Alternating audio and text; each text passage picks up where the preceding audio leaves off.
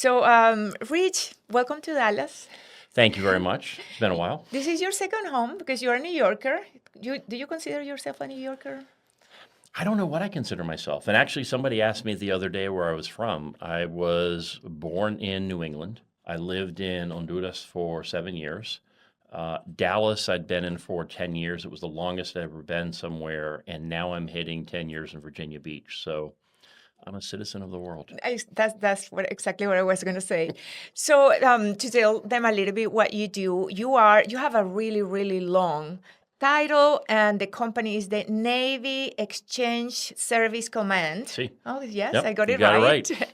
And you're the Global Merchandise and Marketing Officer Yes. for the Navy Exchange Service Command, which is, I don't think that, a lot of people know exactly how big it is, that organization. Can you explain to us a little bit? Sure, and I'll give you the very quick historical perspective because it's, I keep forgetting the quote, it's necessity is the mother of invention. So today, the Navy Exchange Service Command, it's a command within the United States Navy. We run retail, hospitality, food, fuel services, uniform program, ship stores, and a couple of other command functions for the United States Navy. Our retail stores are about $1.7 billion. We have about 350 locations that range from 200 square feet to 200,000, and they're located in bases all over the world.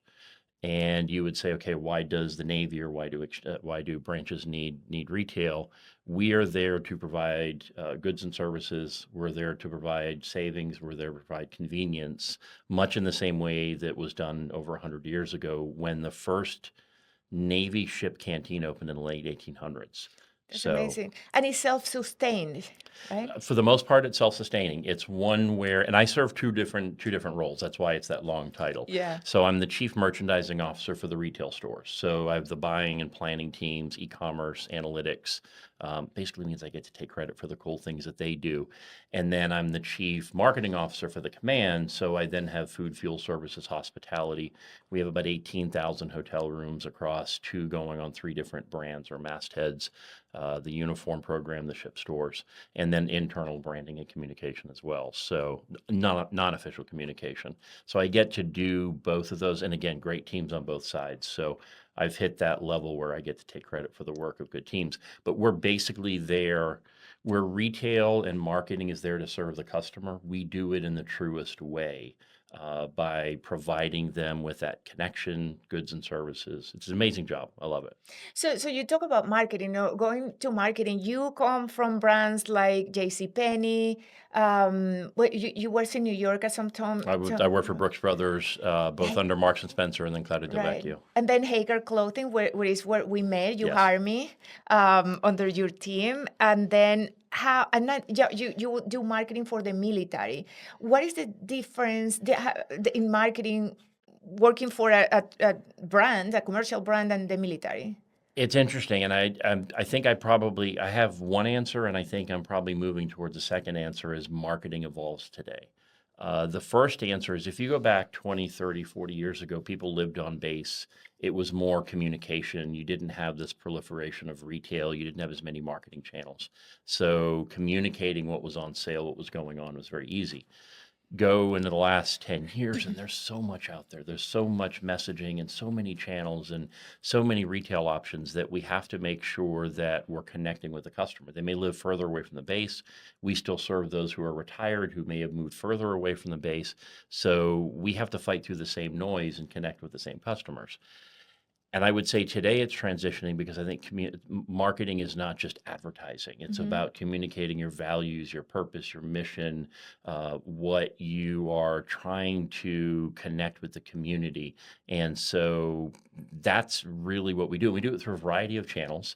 There's some that we aren't able to use because we're within the government. There's a lot that we can do, but it's the same as any purpose-driven retailer. That's great. And also, I know that you are a thinker. You think a lot, and I can tell that you build your own definition of marketing anywhere you go. Actually, let me say, you are one of the 5 people that I thank in my book for the impact that you guys have had in my life. And I said about you that thank you for picking me and bringing me to your team, and for being the male version of myself. Or we can say the other way around. We can say that I'm the female version of yourself. I mean, I think that I it was. don't know that you can compare the two of us. I will say that you are far more innovative and energetic than I am, but I appreciate the compliment. I think that it was like professional love at first sight. We immediately connect. Actually, I always thought that you didn't have a position for me. You just invented one and brought me in. We did. You We did did. have. Yeah. No, You we, did have no, a we position for created. me. So it's in an organizational structure. Sometimes you have defined positions, and sometimes you find people that you just know you have to have on the team. And it happens within retail. It happens within marketing. And so we had a position, but we evolved it so that we could Exactly. take advantage. So knowing you now, I can tell how you accommodate things. But I really, really appreciate it, because it was one of the best experiences in my career because of your leadership. I think that you have a very, very unique leadership style, unconventional, like everything that you do. But I think that you inspire in a non-traditional way. I don't know if I can tell some of the stories, but in a non-traditional way, you inspire, you put a fire on the team. Now, you talk about you get to get credit for the cool things that your team does. But through your career, what you have found that is the most effective way to inspire your teams? By letting them be who they are. I think, do I have ideas? Yes. And one of the toughest things about having an executive title is if you go into a room and you're brainstorming and you want to jump in because you're just one of the group, you have to recognize that you may be shutting down the team because someone doesn't want to speak because El Jefe is in the room, so you have to be careful.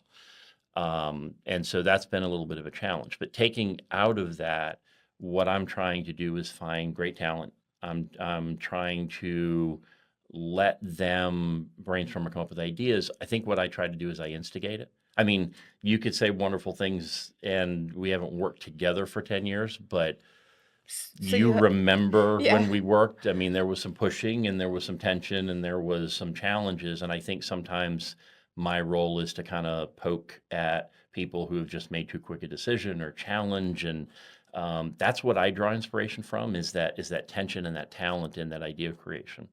Yeah, you're totally right. I don't know, you haven't changed, right? You have your same leadership style, or do you think that you have somehow? I think somebody who works with me now is listening to this, and when I say I've mellowed a little bit, they're going to say, "Okay, I'd like to see what he was 10 years ago."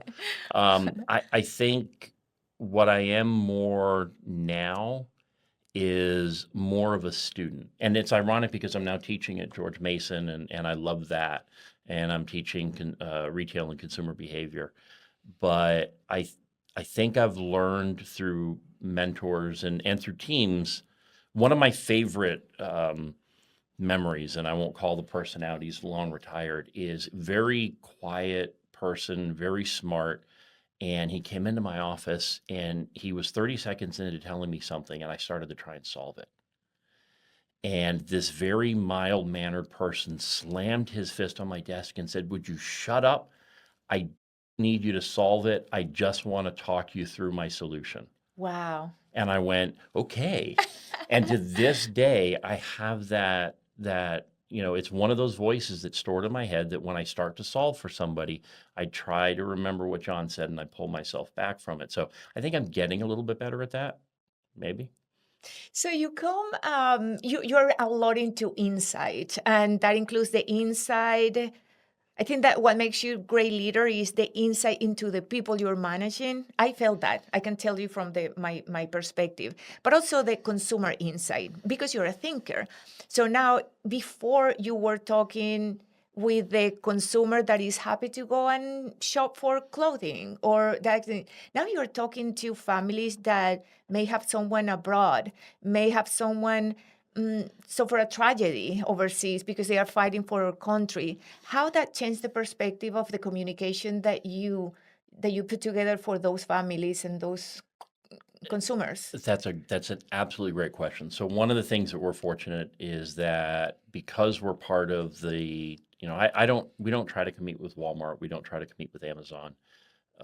We try to be the Navy Exchange. And one of the ways that we do that is by listening as much as possible to our patrons, what we call customers. And 40% of the people that work for us have some sort of military affiliation. My boss is a retired admiral. My two head merchants, one is a military spouse, and her son is a pilot. Her counterpart didn't come from the military, so they play off of each other very well. So we try to understand what those moments are like. I have somebody. You want to talk about inspiration, Hmm. and you may have met her. I'm trying to remember. For the longest time, I had somebody who was our senior director of customer experience. Her goal was to make sure that we took care of issues before it hit the CEO's desk. And she was brilliant at it. Sometimes unorthodox, sometimes a little rogue, but she always defended the patron. She didn't come from a military background, but she loved patron. She retired, and right before she was going to retire, she decided to take 1 year and go to Djibouti. We have a base in Africa with a store that's, I think, 10 or 12,000 square feet. It's an attention fabric tent. She wanted to go there. She's living in what is basically half a container because she wanted to serve the customer. That's the kind of people we have. Wow. And they get that close to the patrons. One of the tough things is to understand how they're similarly connected from a military perspective, but they're each very different, which is why that level of personalization matters. And do you think that the experience that you brought from previous jobs that you have helped to serve these people better, even though they are living with a different mindset in a different context, but then some commonalities? I think a person is a person, Hmm. and I think in this case they're tied by they're tied by that the majority of them are tied by that desire to serve, which I find very honorable. I look at when I teach, I will always open up the class by saying the way, because it's on retail, I'll say, you are my customers. And at the end, I want to meet or exceed your expectations. Hmm. And so I have 40 to 45 students from a variety of backgrounds, some who just took it because it was the last elective left, or it was the only class they could get, or because they have a true interest.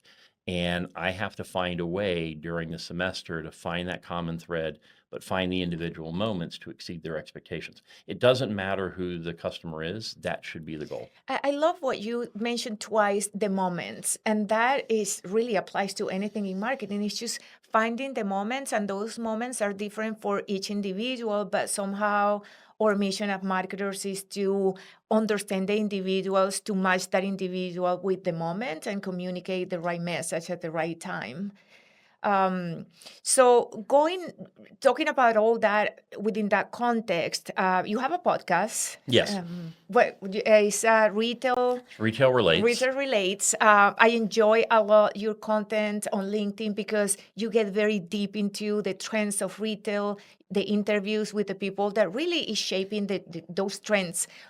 So going back to that, what are the major trends, the micro trends and the micro trends that you're seeing in retail right now? And actually, you're coming from Talk Shop right now From Shop Talk, for, yes, for and Shop Talk. it's one of the trends that I'll call out because it's one that I absolutely love is that the stat is that 39% of Gen Z are moving away from the idea of brand loyalty. 39%. 39% of Gen Z. Now, I've heard the stat a couple times, and I don't know that I can tell you the study that it's coming from, but I believe it. They're less loyal or addicted or satisfied with brands, and so they're more willing to shop around.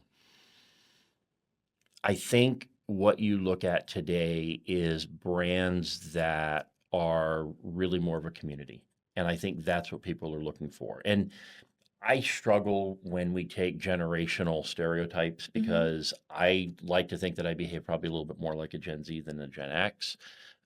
I think brands are really forming around community. I think the other trend that we're seeing is there's all this talk about AI.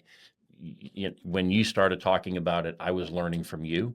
You were well out there. You were the first one to send me the custom GPT, and it was a year before I ended up creating one. And I created a tutor with my daughter that helped her go from, well, I'll go ahead and say it, from a D to a B in global affairs. So it was a proud moment for both of us. But what we're seeing is that it has to have the humanity. We can't be run by machines. We can't be run by AI. There still has to be that human touch that's in the lead. And so I think how we discover that as marketers, how we discover that is as believers in humanity is going to be critical. And so we're seeing that. The other trend that we're seeing, and we're seeing it more overseas than we are in the US, is sustainability and trying to make things last a little bit longer and more thoughtful purchasing. What I love about Retail Relates, though, is I forget I'm on a podcast. I'm having an hour and a half conversation with somebody for what's going to be a 40-minute podcast. It's horrible to try and edit it, but I just love the conversations with all these different people. And you learn a lot, right? And then you take that knowledge to your students. Well, and to my team. It's one of those, I get knocked because I co-host it with Paula Jean, who I think you met. She had worked with us with an agency at Hager, and with a friend of mine who's a professor in Florida. And we each kind of kid each other because we have these taglines. And mine is, I'm going to make a note of that and bring it back to my team because I forget I'm doing a podcast. I'm just listening to an expert. That's awesome. And you mentioned something super interesting, which is, there was a time where we marketers were trying to learn AI, how to use AI. And you were very proud to show this is did this with AI. And then now we're in a point, and I actually wrote a LinkedIn post yesterday about it. Now we are learning how to humanize AI, which is becoming a challenge because, well, you look at LinkedIn, you see a lot of, you can tell the only thing that it means is say written by ChatGPT, and it's so obvious. And when you're trying to humanize that, it's so hard. I mean, images and text and everything. So I think the way you do it is to be human. So there was a moment, and I won't say the organization, and I won't say, I was sitting at a dinner with a group of chief marketing officers. And great conversation about tech. You cannot go into a marketing conference or panel or conversation where tech's not coming up, right? And I'm sitting next to this person who had HR under her, and she said, this is great. I've developed an AI, and it's an AI agent, and what it does, it scans through the 1,000 resumes that we get, and it's able to analyze it for not just keywords, but for social patterns and certain psychological behaviors. And it's able to isolate the top 24 candidates for me. And I stopped and I thought to myself, it's like, I'll have my AI contact your AI, because everybody who's applying for jobs through these job boards are using AI. And so you're losing that. We met over lunch. And we had a conversation. I went back to the office and said, I've got to hire this person because not because she knows to run AI, but because she's imaginative and she's innovative. So we're losing some of that.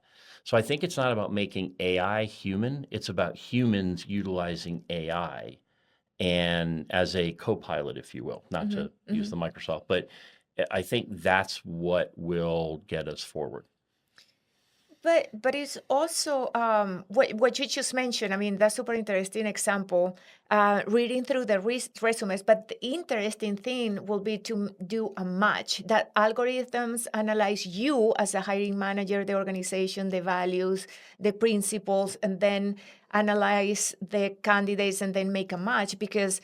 What is the criteria? One resume can be perfect for an organization, and I can be a blessing for an organization and a curse for another one. You too. Yes. No, I think I agree with that.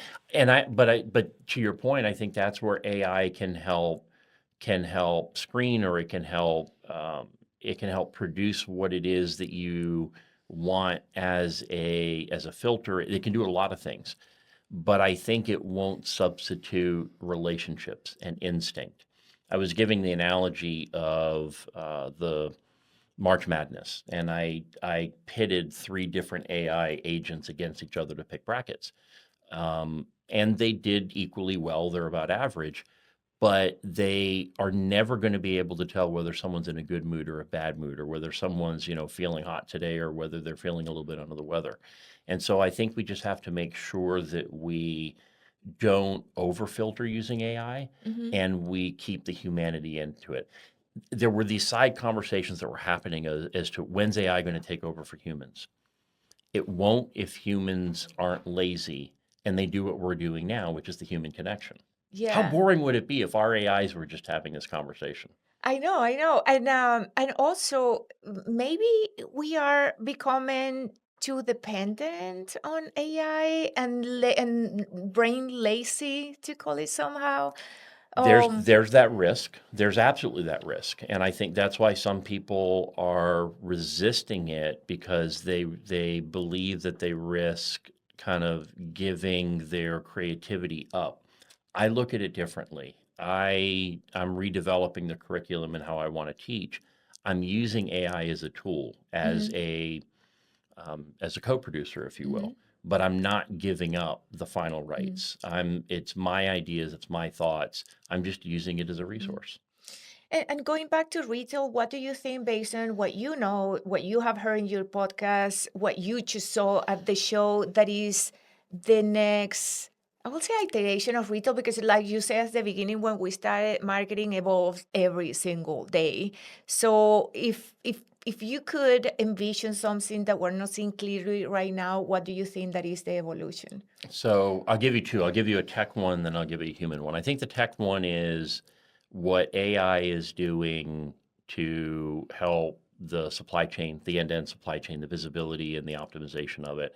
I think what it's doing to empower frontline associates to think that you could learn 300,000 pages of a manual and Mm-hmm. become an expert in a TV or in a washing machine, versus having something in your ear that you can ask a question that a customer may have and it can research the information for you in real time. I think and AI empowered search. I think search as we know it Mm-hmm. is it's already evolving, but the old way of search, the old way of Googling something is pretty much, I think, gone. So I think from that perspective, that is going to be hugely impactful and I think empowering. From a personal perspective, we have a it's a tough economy out there. You have job insecurity, you have political instability all over the world.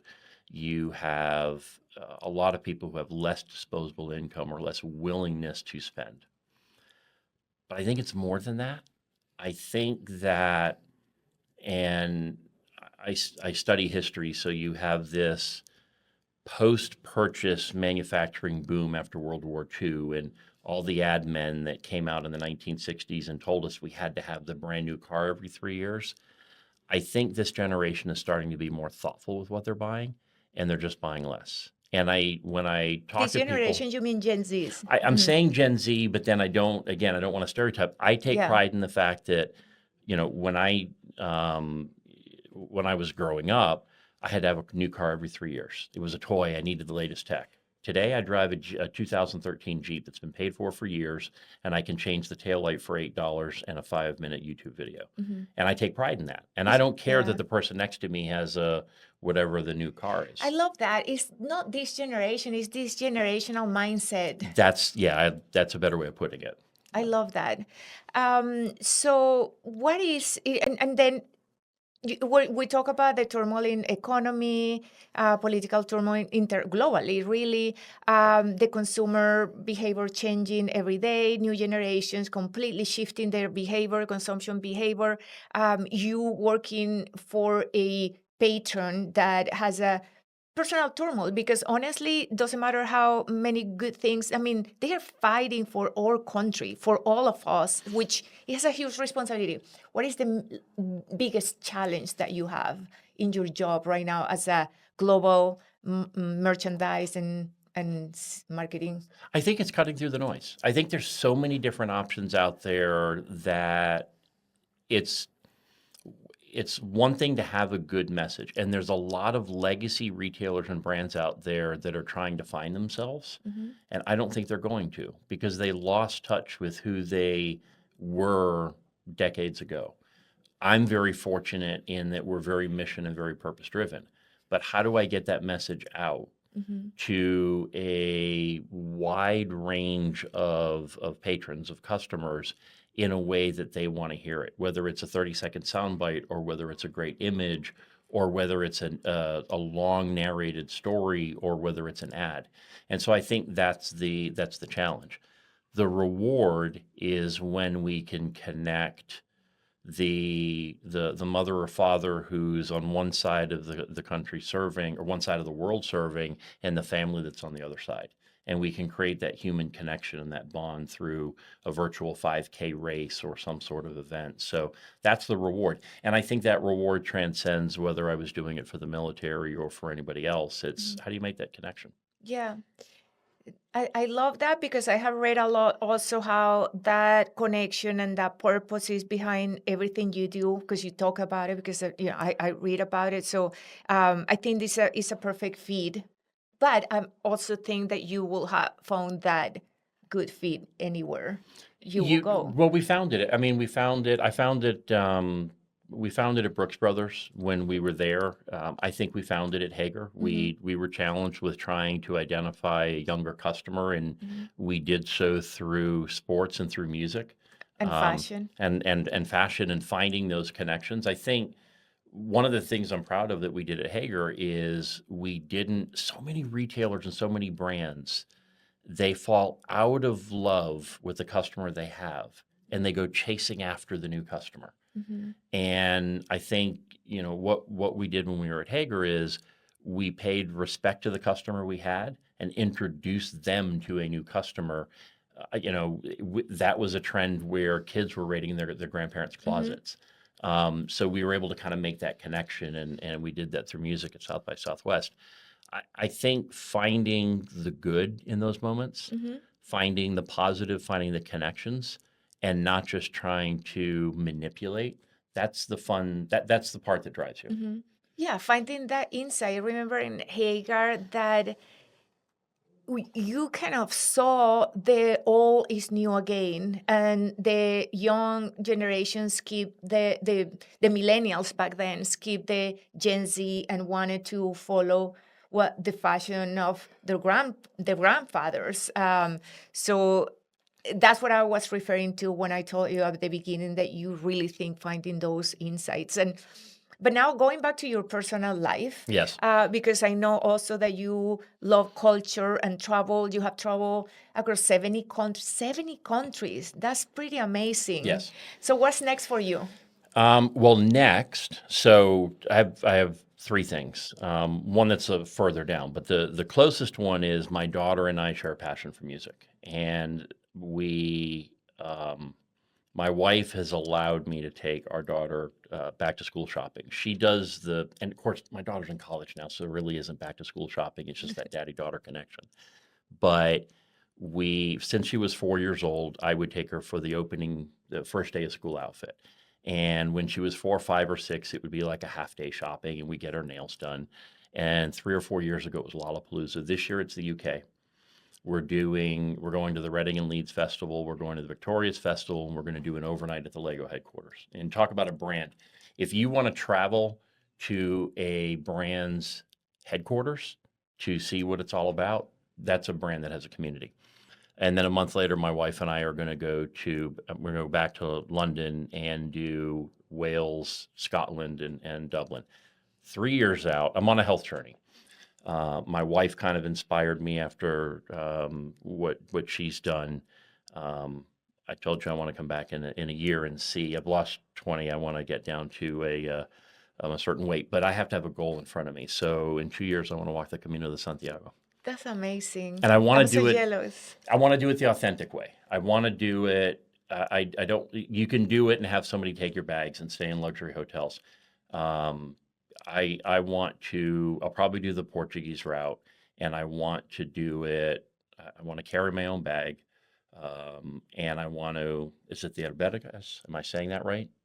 the hostel, Albergues. albergues. Albergues. I want to stay at the albergues. I'll take a couple of days and stay at a hotel. But I want to experience it the way I would if I was just out of college and backpacking through Europe for the summer. I love that. I want to know, I have a question, but why don't you explain? I think most people know what is the Camino de Santiago, but just in case somebody doesn't know what is it, how do you define it? So there's there's a very good movie that I don't have the name, but somebody can search very easily today. Martin Sheen stars in it. It was written and produced by his son Emilio Estevez. And he, not to give away the movie, but his son dies. He has to go to France to collect his ashes and realizes his son is about to do the Camino de Santiago. It's a pilgrimage to a church, and the name of the church is escaping me, and that's age, I think. But it can range from 100 kilometers to, I think the longest route is 1,200 kilometers. Mhm. And it's this pilgrimage that people make. They make friends along the way. They collect shells. They get stamps. And when they finally reach the church, they state what their purpose was for the pilgrimage. And people do it for religious and for secular reasons, and they get a certificate.